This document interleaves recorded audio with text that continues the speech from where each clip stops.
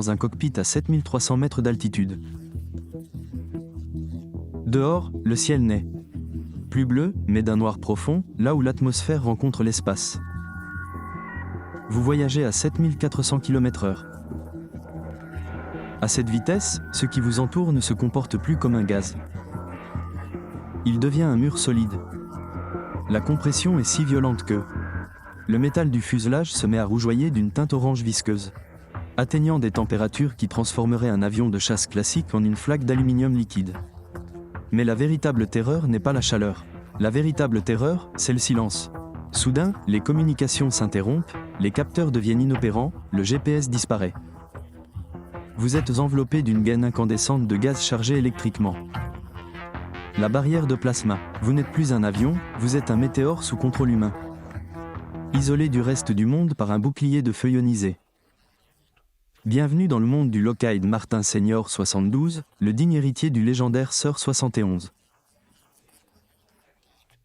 Ne vous y trompez pas, ce que construit le Pentagone n'est pas simplement un avion plus rapide. C'est une machine qui défie les lois de la physique régissant le vol depuis un siècle. Les ingénieurs misent 300 millions de dollars sur un projet qui, en théorie, devrait fondre avant d'atteindre son objectif. Comment un avion peut-il survivre à des températures de 2000 degrés Celsius et rester maniable malgré une barrière bloquant toutes les fréquences radio connues? Aujourd'hui, nous allons décrypter l'ingénierie interdite du descendant du Blackbird. Nous allons explorer les secrets des composites à matrice céramique et du moteur hybride TBCC qui promettent de rendre l'impossible possible. Accrochez-vous, car vous allez assister au moment où l'aviation militaire a franchi la frontière entre science et folie. Mais attention, une fois que vous aurez compris ce qui arrive à Max, vous ne verrez plus jamais le ciel de la même façon. Pour comprendre les ambitions du Sir 72, il faut se pencher sur son ancêtre, le légendaire Sir 71, le Blackbird. Dans les années 1960, le Blackbird était la preuve vivante que les Américains pouvaient défier les lois de la physique par la seule force brute. Il volait à Mach 3,2. Une vitesse telle que sa stratégie de défense antimissile se résumait littéralement à accélérer et à laisser l'explosion derrière lui. Mais cela avait un prix. Le Blackbird était fabriqué en titane, acheté secrètement à l'Union soviétique, ironiquement parce que l'aluminium fondait. Il fuyait du carburant sur la piste, car ses joints ne se scellaient que lorsque la chaleur du vol dilatait le métal. Oubliez maintenant tout ce que vous savez sur Mach 3. Le Sir 72 ne se contente pas d'être un peu plus rapide. Il a été conçu pour une vitesse maximale de Mach 6. Imaginez un instant. 7400 km/h. Soit l'équivalent de traverser le Brésil d'un bout à l'autre en moins d'une heure. Mais c'est là que réside le problème que le Pentagone tente de résoudre depuis des décennies. La physique n'est pas linéaire.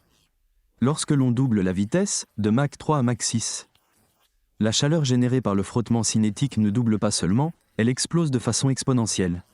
À vitesse maximale, les molécules d'oxygène et d'azote autour du fuselage commencent à se dissocier. Elles se brisent. L'air cesse d'être le fluide qui soutient les ailes d'un avion classique et devient un environnement corrosif et électrifié. Vous avez déjà vu une capsule spatiale rentrer dans l'atmosphère. Cette lueur orangée que l'on voit dans les films. Cela se produit à Mach 25, mais dans une atmosphère très raréfiée. Le Sir 72 cherche à faire la même chose. Mais au sein de l'atmosphère dense, où le frottement est constant. On parle de températures dépassant les 2000 degrés Celsius.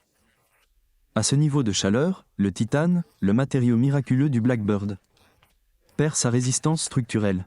Il devient malléable comme du beurre fondu. Si les ingénieurs de Lockheed Martin utilisaient les mêmes matériaux qu'auparavant, le Sir 72 se désintégrerait en confetti métallique dans les 30 premières secondes d'accélération. Alors, comment comptent-ils maintenir cet appareil intact? La réponse est simple. Ils ont cessé de construire un avion et ont commencé à construire un bouclier thermique volant. Les arguments techniques plaident en faveur de l'utilisation de composites à matrice céramique, CMCS. C'est-à-dire des céramiques de pointe, similaires à celles qui protègent les engins spatiaux. mais fusionnés à des fibres les empêchant de se rompre sous la pression. Mais un détail important est souvent négligé. Les céramiques supportent mal les vibrations à Mach 6. Les vibrations harmoniques d'un moteur hypersonique sont capables de pulvériser des roches. Et, justement, en parlant de moteur, voici ce qui a tenu les scientifiques en haleine pendant 20 ans, un turboréacteur classique s'arrête à Mach 2,5. Un statoréacteur ne fonctionne correctement qu'au-dessus de Mach 3. Mais il est incapable de décoller par ses propres moyens. Le SER 72 utilise une technologie secrète appelée TBCC.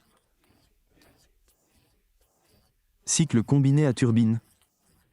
Il s'agit d'un moteur hybride composé d'une turbine classique pour le décollage et d'un statoréacteur pour le vol hypersonique. Or, la transition entre ces deux états, appelée vide de poussée, est le point faible de la plupart des prototypes précédents qui ont explosé. Si le moteur tombe en panne une fraction de seconde durant cette transition, la pression de l'air entrant dans l'admission d'air de l'appareil se transforme en une onde de choc si violente qu'elle peut littéralement faire imploser la structure de l'intérieur. Le SER 72 est donc une machine qui fonctionne à la limite entre combustion parfaite et détonation. Et tandis que les ingénieurs s'efforçaient d'empêcher l'appareil de fondre ou d'exploser, ils ont découvert un problème encore plus important. Un problème que ni la céramique ni le titane ne peuvent résoudre. Un phénomène qui se produit à l'échelle atomique, la formation de la barrière de plasma. Imaginons que le SER 72 franchisse enfin la barrière Mach 5. Jusqu'à ce point, c'est un avion extrêmement rapide. Mais en entrant dans le domaine hypersonique, un phénomène étrange se produit. L'air devant le nez de l'appareil est comprimé avec une telle force que les molécules ne peuvent plus s'écarter. Elles entrent en collision, générant une énergie thermique si violente que des électrons sont arrachés de leurs atomes. L'air cesse d'être de l'air, il se transforme en plasma.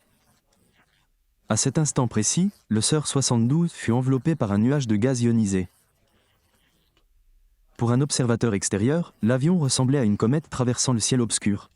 Mais pour le pilote, c'était le début des ténèbres. Le plasma, conducteur électrique parfait, créait une cage électromagnétique autour de l'appareil. Signaux radio, GPS, commandes satellitaires, tout était bloqué. L'avion volait à 2 km par seconde. Totalement aveugle et incapable de communiquer avec le reste du monde. Si le moindre incident survenait, une turbulence, même minime, touchant l'aile ou une oscillation du moteur, il n'y aurait pas le temps pour un opérateur humain de réagir. Pire encore, le centre de contrôle ne saurait même pas que l'avion s'était écrasé avant l'impact, plusieurs minutes plus tard. Comment guider une arme incapable de recevoir des instructions? Le Pentagone était confronté à un dilemme. Soit ce R-72 serait une balle non guidée, suivant simplement une trajectoire rectiligne pour atteindre sa cible. Soit il faudrait inventer un moyen de percer le plasma. Les documents déclassifiés. Ils proposent des solutions qui semblent tout droit sorties d'un laboratoire d'alchimie moderne. On teste l'utilisation de champs magnétiques pour créer des ouvertures dans le nuage de plasma, permettant ainsi au signal radio de s'échapper temporairement. Une autre théorie consiste à utiliser des lasers à haute énergie pour créer un tunnel d'air moins dense devant l'appareil. Mais il faut considérer le risque. Si le champ magnétique défaillit ne serait-ce qu'une nanoseconde, le plasma entre en contact avec l'antenne et la fait fondre instantanément. Il s'agit d'un exercice d'équilibriste où une erreur signifie des centaines de millions de dollars de pertes englouties dans l'océan. Imaginez-vous maintenant à la place de l'ennemi. Le SER 72 est si rapide que, lorsque son radar détecte la traînée thermique du plasma, l'avion a déjà disparu. Il a déjà largué sa charge utile et se trouve à 50 km. Le plasma, qui devrait représenter un problème pour les Américains, devient une arme psychologique. Un flou de feu qui apparaît et disparaît des radars de défense avant même que quiconque puisse appuyer sur le bouton d'alerte. L'enjeu n'est pas seulement de savoir si l'avion va fondre. C'est le fait que le SER 72 opère dans une zone morte de la physique, là où les règles de la communication humaine ne s'appliquent plus. Il vole de lui-même, il décide de lui-même. C'est un prédateur qui coupe les ponts. Atteindre des vitesses qu'aucun humain ne devrait jamais atteindre représente un défi pour ses créateurs. Mais voici ce qui préoccupe réellement les généraux chinois et russes. Lockheed Martin n'a pas conçu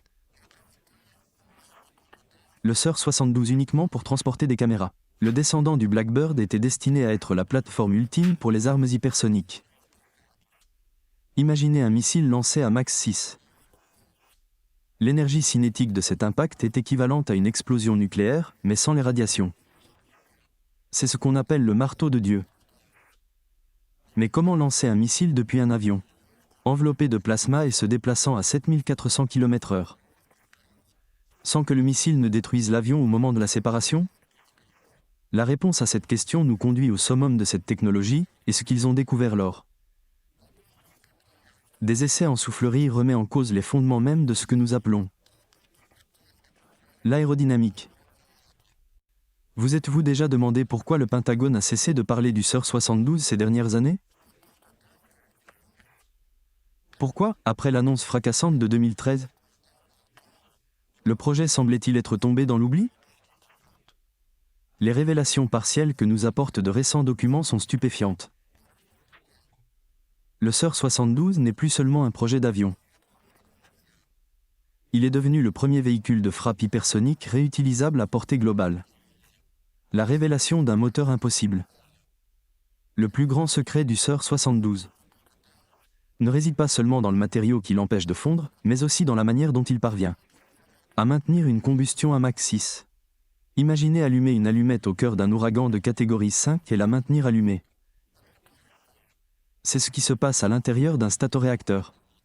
L'air y pénètre si rapidement qu'il n'a pas le temps d'être comprimé par les pièces mobiles. La révélation est que Lockheed Martin est parvenu à maîtriser une combustion supersonique stable. Ils ont découvert comment utiliser onde de choc propre au plasma pour faciliter la compression du carburant. Ce qui était un problème, le plasma est devenu la solution pour l'allumage. Cela signifie que, même en proie aux flammes, l'avion utilise ces mêmes flammes comme catalyseur de puissance. C'est le point culminant, la fin du temps de réaction. Mais voici ce qui change véritablement la donne. La révélation que ce SR 72 est en réalité un drone. Pourquoi est-ce un point culminant? Parce qu'en supprimant le pilote, le Pentagone a levé la limite de manœuvre. Un être humain meurt ou perd connaissance à 9G. Le SR 72, avec sa structure en céramique et en fibre de carbone, peut effectuer des virages qui arracheraient les poumons d'un pilote. Le tout à une vitesse de 2 km par seconde. Cette révélation partielle est troublante. Le SR 72 n'a pas été conçu pour être vu. Il a été pensé pour que, lorsque l'ennemi réalise que quelque chose ne va pas, l'attaque ait déjà eu lieu 5 minutes auparavant. Cependant, les documents n'expliquent pas tout. Si le SR 72 a déjà volé, comme le suggèrent de nombreuses observations à Palm Day, comment ont-ils résolu le problème de l'atterrissage? Un aéronef qui se dilate de plusieurs centimètres en vol en raison d'une chaleur intense, puis se refroidit drastiquement lors de la décélération, est confronté à une fatigue des matériaux sans précédent. On dit que SR 72 que nous connaissons n'est que l'enveloppe. La véritable arme est dissimulée dans un système de refroidissement liquide, qui utilise le carburant lui-même comme fluide caloporteur avant de le brûler. Mais s'il maîtrise le plasma, la chaleur et la vitesse, pourquoi n'avons-nous pas encore vu le SR 72 en mission officielle? La réponse est peut-être plus effrayante que l'appareil lui-même. Il est peut-être déjà opérationnel, mais à une altitude et une vitesse telle qu'aucun radar terrestre ne peut confirmer son existence. La prochaine fois que vous observerez le ciel nocturne et verrez une lumière traverser l'horizon à une vitesse impossible, ne pensez pas seulement à des satellites ou à des météores. Imaginez que vous êtes peut-être témoin du summum de la technologie de défense américaine.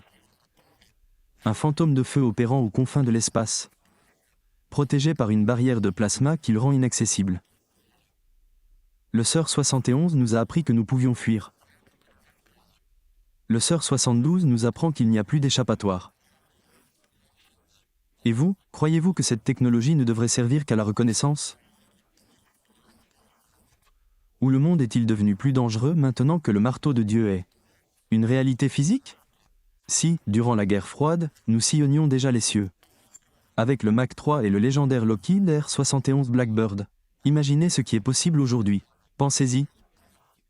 Nous disposons aujourd'hui de supercalculateurs embarqués, de matériaux composites de pointe, d'intelligence artificielle appliquée au vol et de nouvelles architectures de propulsion hypersonique. Si, il y a plus de 50 ans, nous dominions le Mach 3, quelle est la véritable limite de l'aviation militaire actuelle? Partagez votre avis en commentaire. Croyez-vous que nous ayons déjà surpassé le Blackbird? Et si ce type de contenu vous permet d'envisager l'aviation sous un autre angle? Abonnez-vous à la chaîne pour ne manquer aucune vidéo.